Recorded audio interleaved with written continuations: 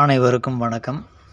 பரதநாட்டியம் காலங்காலமாக நம்ம தமிழ்நாட்டில் மிகவும் பிரபலமாக எல்லோராலும் விரும்பி பார்க்கக்கூடிய ஒரு நடன அமைப்பு. இது யூனிக் அப்படின்னு தனிப்பட்ட ஒரு சிறப்பு வாய்ந்தது எப்படிங்கிறத முதல்ல பார்த்துருவோம். பெண் குழந்தைகளுக்கு நீங்கள் ஒரு 50 பவுன் நகை போடுற ஐடியாவில் யாராவது பெற்றோர் இருப்பீங்க. சில பேர் 5 பவுன் தங்க நகைகளை போடக்கூடிய ஒரு எண்ணத்தோடு இருப்பீங்க. இதெல்லாம் அந்த பெண்ணுக்கு எவ்வளோ சந்தோஷம் தருமோ, அந்த குழந்தை பெரிதான பிறகு அந்த நகையை நீங்கள் செய்து கொடுக்கும் பொழுது எவ்வளவு சந்தோஷப்படுமோ, அதை விட பல மடங்கு இந்த பரதநாட்டியம் கற்றுக்கொண்ட பெண்கள் அந்த பெரிதாகும் பொழுது, குழந்தையாக இருந்து பரதநாட்டியத்தை கற்றுக்கிட்டு பின்பு பெரிதாகும்போது அந்த தங்க நகைகளால் அடையக்கூடிய சந்தோஷத்தை விட இந்த பரதநாட்டியம் கற்றுக்கொண்டோமே அப்படிங்கிற சந்தோஷம் மிக மிக அதிகமாக இருக்கும். இது அனுபவபூர்வமான உண்மை. நீங்கள் பரதநாட்டியம் கற்றுக்கொண்ட பெண்களிடம் கேட்டு பாருங்கள். 5 பவுன் நகை முக்கியமா, இல்லை உங்கள் பரதநாட்டிய கற்றுக்கொண்டது முக்கியமானு கேட்டிங்கன்னா தெரிஞ்சு போயிடும். இப்போ ஒரு 10 பவுனோ 20 பவுனோ திருமணத்தின் போது பெண்ணுக்கு நகை போடுறாங்க. போனோடனே புகுந்த வீட்டில் வரதட்சணை கொடுமை பண்ணி அதை என்ன பண்ணுவாங்க, அதை வாங்கி நான் தொழில் செய்கிறேன்னு போட்டு அடமானம் வச்சு இல்லைன்னா விற்று அதை நாசம் பண்ணிடுவானுங்க. அவ்வளோதான். அது ஏதோ படத்தில் சொன்ன மாதிரி அப்படின்னு போட்டு சங்கு ஊதிட்டு அந்த நகை போயிடும். பரதநாட்டியத்தை ஒரு பெண்ணிடமிருந்து பிடுங்கி வாங்க முடியாது, ஒருபோதும் அது நடக்காது இல்லையா. அந்த கலை என்பது அந்த பெண்ணோடு இயல்பாக போனதுனால இந்த மதிப்புமிக்க கலை கற்றுக்கொண்ட பெண்ணிடமிருந்து அந்த பரதநாட்டிய கலையை எப்படி பிடிங்கி அடமானம் வைக்க முடியுமா, இல்லை விற்க முடியுமா? ஒன்றும் பண்ண முடியாது. அது இப்படி ஒரு கால சூழ்நிலையில் அந்த கணவனுக்கு இதுபோல் கணவன் அமைந்து விட்டாலோ, அல்லது தொழில் நல்ல கணவன் அமைந்து அந்த தொழில் கூட சில பாதிப்பால் வருமானம் நின்று போகும் சூழ்நிலையில் இந்த பரதநாட்டியம் பக்கத்தில் இருக்கிற குழந்தைகளுக்கு கற்றுக் கொடுப்பதன் மூலமாக கூட வருமானம் ஈட்டித்தரும். இத்தனை சிறப்பு இதுக்கு பின்னால் இருக்கிறதுக்கு மேலும் இன்னொரு முக்கியமான சிறப்பு இருக்குது. காலத்தால் இந்த பரதநாட்டியம் அழிக்க முடியாத ஒரு நாட்டிய கலை. இப்போ வெஸ்டர்ன் டான்ஸ் எடுத்துக்கோங்க. ஒரு 80 வருடங்களுக்கு முன்பு பாலே டான்ஸ் அப்படின்ட்டு ரஷ்யன் டைப் டான்ஸ் பாப்புலராக இருந்தது. அதுக்கு பிறகு ராக் அண்ட் ரோல் அப்படின்ட்டு அந்த டான்ஸ், அந்த பாலே ஒழிஞ்சு ராக் அண்ட் ரோல் ஃபேமஸ் ஆச்சு. அப்புறம் அதுக்கு பிறகு அந்த ராக் அண்ட் ரோல் எல்லாம் கதியத்த நிலைமைக்கு போய் இப்போல்லாம் ராக் அண்ட் ரோல் ஆடினா யாரும் பார்க்க மாட்டாங்க, அந்த மாதிரி இருக்குது. ஆனால் பரதநாட்டியம் ராஜராஜ சோழன் காலத்தில் கோயில் ஆடின அதே பரதநாட்டியத்து இன்றைக்கும் அதே தன்மையோடு தான் இருக்குது. மாற்றங்கள் எதுவும் அடைய கிடையாது, அப்படியே தான் இருக்குது. ஆனால் வெஸ்டர்ன் டான்ஸ் அப்படின்ட்டு நீங்கள் குழந்தைகளுக்கு சில பேர் கற்றுக் கொடுப்பீங்க.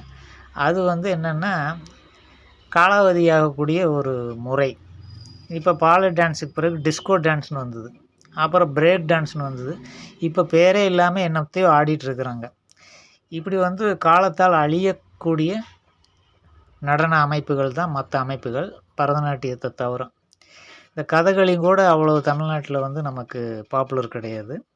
அதே போல் குச்சிப்புடிம்பாங்க தெலுங்கு இது. ஆனால் பரதநாட்டியம் உலகம் முழுக்க எல்லா பக்கம் ஒரே மாதிரி அற்புதமாக அது இன்றைக்கி வரைக்கும் ஏறக்குறைய 1500 வருடங்களாக தொடர்ந்து அது நிலைத்த தன்மையோடு இருக்கிறதுனால தான் இதை கற்றுக்கணும் அப்படின்ட்டு நம்ம சொல்கிறோம். இதனுடைய பெருமையே அது அழியா தன்மை பெற்றது. கர்நாடக இசையும் இந்த பரதநாட்டியம் காலத்தால் அழிக்க முடியாது. சினிமா இசை, வெஸ்டர்ன் இசை எடுங்கள், அது இதே மாதிரி தான். ராக் அண்ட் ரோல் அந்த டான்ஸோடு சேர்த்து அதை இசையமைப்புகள் எல்லாம் காலத்தால் மாற்றம் அடைந்து அது அழிந்து போய் இன்னொன்று பிரேக் டான்ஸு. இப்போ அதுக்கு பிறகு இப்போ என்னமோ இப்போ பேசுகிற மாதிரி வார்த்தைகளை அப்படியே படிக்கிற மாதிரியெல்லாம் இப்போ பாட்டு போட ஆரம்பிச்சிட்டாங்க. அந்த அளவுக்கு நடன அசைவுகள் அதே மாதிரி தான், என்ன ஆடுறாங்கன்னு அவங்களுக்கே தெரியாத அளவுக்கு இருக்குது. ஆனால் பரதநாட்டியம்ங்கிறது தோன்றிய காலத்திலேருந்து அழிக்க முடியாத ஒரு கலையாக இருந்துகிட்டு வருது. அதை முதல்ல புரிஞ்சுக்கணும். இப்போ இந்த வீடியோ பார்க்குறவங்களே நிறைய பெண்கள் ராக் அண்ட் ரோல், பாலே டான்ஸ் கற்றவங்க இருப்பீங்க. அதே போல் பிரேக் டான்ஸ் கற்றுக்கிட்டவங்க இல்லை கல்லூரி நாட்களில் பள்ளி நாட்களில் கற்றுருப்பீங்க. அது உங்களுக்கு உபயோகமாகுதா அப்படின்னு பார்த்தா 0 தான். நிச்சயம் உபயோகமாகாது. இப்போ போய் 60 வயதில் ஒரு பிரேக் டான்ஸை ஒரு பெண்மணி ஆட முடியாது. அதே பரதநாட்டியத்தை ஆட முடியும். இதே தனித்தன்மைங்கிறது இதிலிருந்தே நம்ம புரிஞ்சுக்கலாம். அது வந்து வேஸ்ட்டு, இது வந்து பெஸ்ட்டு. அப்படி ஒரு கலை தான் பரதநாட்டிய கலை. அதை முதல்ல தெளிவாக புரிஞ்சுக்கணும். மேலும் பரதநாட்டியம் கற்றுக்கொள்ளும் பொழுது குழந்தைகள் 5 வயது முதற்கொண்டு கற்றுக் கொடுக்க ஆரம்பித்து விடுங்க. இது வந்து ஒரு சொத்து மாதிரி, மிகப்பெரிய அசெட் அப்படிங்கிறத முதல்ல புரிஞ்சுக்குங்க. என்னென்னா, இந்த ஒரு 17, 20 வயதுக்கு மேல் ஆகும் பொழுது நம்ம இந்த ஜிம்முக்கெல்லாம் போய் உடலை சரி பண்ண வேண்டிய நிலைமைக்கு பல பெண்கள் இப்போ இருக்கிறீங்க. அவங்கெல்லாம் வந்து பரதநாட்டியம் கற்றுக்கிட்டு அங்கெல்லாம் போக வேண்டியதில்லை. அவ்வளோ அருமையான ஒரு கலையோடு கூடிய உடற்பயிற்சி இது. இது கண்ணுக்கு வந்து, இந்த விழிகளுக்கு வந்து அசைவு கொடுக்கும் பொழுது பார்வை திறன் குன்றாது. அழகாக கண்களுக்கு வந்து ரொம்ப எக்ஸசைஸு. அதே போல் கழுத்து, அந்த தலையை அசைத்து ஒவ்வொரு அபிநயங்களிலெல்லாம் வந்து தலையை அசைத்து அந்த டான்ஸ் வந்து இருக்கிறதுனால அந்த தலை அசைப்பு மூலம் கழுத்து பகுதி, தண்டுவட பகுதியெல்லாம் பலம் பெறும். அதே போல் கால்கள் அரை மண்டலம்பாங்க. அதாவது முட்டி போடுறதுல பாதி முட்டி போடும்போது தொடை பகுதிகள் இவையெல்லாம் வந்து நல்ல பயிற்சி வரும், ஸ்ட்ராங் ஆகும். இதுபோல் பல விஷயங்கள் வந்து இந்த பரதநாட்டியத்தில் எல்லாமே ப்ளஸ் பாயிண்ட் தான் அப்படிங்கிறத தெளிவாக புரிஞ்சுக்கணும். பிரேக் டான்ஸு இது போன்ற டான்ஸுகளில் கையை காலை மட்டும்தான் அசைக்கிறோம். வேறு எந்த ஒரு இதில் உடற்பயிற்சி மாதிரி வந்து இருக்கும். அவ்வளோதானே ஒழிய கான்சன்ட்ரேஷன் அப்படிங்கிறதுக்கு அங்கே ஒன்றுமே கிடையாது. பரதநாட்டியத்தை பொறுத்த வரைக்கும்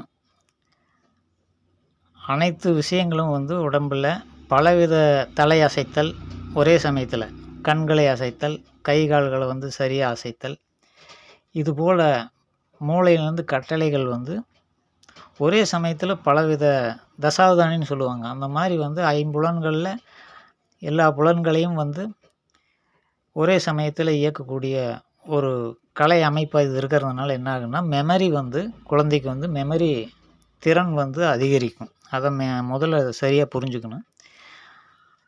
இவர்கள் வந்து எளிதாக மார்க் எடுத்துகிட்டு போயிடுவாங்க. இந்த பரதநாட்டியம் கற்றுக்கிறவங்க மெமரிங்கிறது உங்களுக்கு சாதாரணமாக வந்துடும். ஏன்னா இது பயிற்சியினால் உருவாக்குறது தானே மெமரிங்கிறது. அப்போ இந்த ஒரே கல்லில் பல மாங்காய் அடிக்கக்கூடிய ஒரு கலை தான் வந்து பரதநாட்டியம் அப்படிங்கிறத தெளிவாக புரிஞ்சுக்கணும். உடனே என்ன பண்ணுங்க, அக்கம் பக்கத்தில் இருப்பாங்க இந்த நடனம் கற்றுக் கொடுக்க, பரதநாட்டியம் கற்றுக் கொடுப்பவர்கள். அங்கே வந்து குழந்தைகள் 5 வயது ஆகும் பொழுது சேர்த்து விட்டுருங்க. மாதம் என்ன 500, 1000 ஒவ்வொரு ஊருக்கு தகுந்த மாதிரி அது ஃபீஸ் இருக்கும். இதை வந்து பார்க்கும் பொழுது விளையாடக்கூடிய இடம் இப்போல்லாம் வந்து நகரங்கள்லாம் கிடையாது. அது ஓடியாடி விளையாடக்கூடிய சந்தர்ப்பமே இல்லை. அதனால் இந்த பரதநாட்டியம் கற்றுக்கொள்ளும் பொழுது அது வந்து ஃபுல்ஃபில் ஆகுது. இதையும் சரிவாக நம்ம புரிஞ்சுக்கணும். இவ்வளவு சிறப்பு இதில் இருக்குது பின்னணியில். முக்கியமாக காலத்தால் அழிக்க முடியாது அப்படிங்கிறது தான் இதனுடைய தனித்தன்மை. அந்த தன்மையை புரிஞ்சுக்கிட்டு உடனடியாக குழந்தைகளுக்கு பரதநாட்டியத்தை கற்றுக் கொடுங்கள். அப்புறம் இன்னொன்று, இப்போ எங்கே பார்த்தாலும் ஒரு இழிவான செய்திகளை நம்ம வந்து கேள்விப்படுறோம். பல விஷயங்கள் நடந்துகிட்டு தான் இருக்குது. இப்போ 2 நாட்களுக்கு முன்பு கூட ஒரு அரசு பள்ளியில் கூட அந்த நடனங்கள் இப்போ வந்து இந்த வெஸ்டர்ன் டான்ஸ் வந்து அறிமுகப்படுத்தி எல்லாம் இந்த ஆண்டு விழாக்கள் மற்ற விழாக்களுக்காக பழக்கப்படுத்தி விட்டுட்டுருக்குறாங்க. அதில் கற்றுக் கொடுக்கக்கூடிய ஆண் ஆசிரியர்கள் பெரும்பாலும் இந்த வெஸ்டர்ன் டான்ஸ் வந்து ஜென்ஸாக தான் இருப்பாங்க.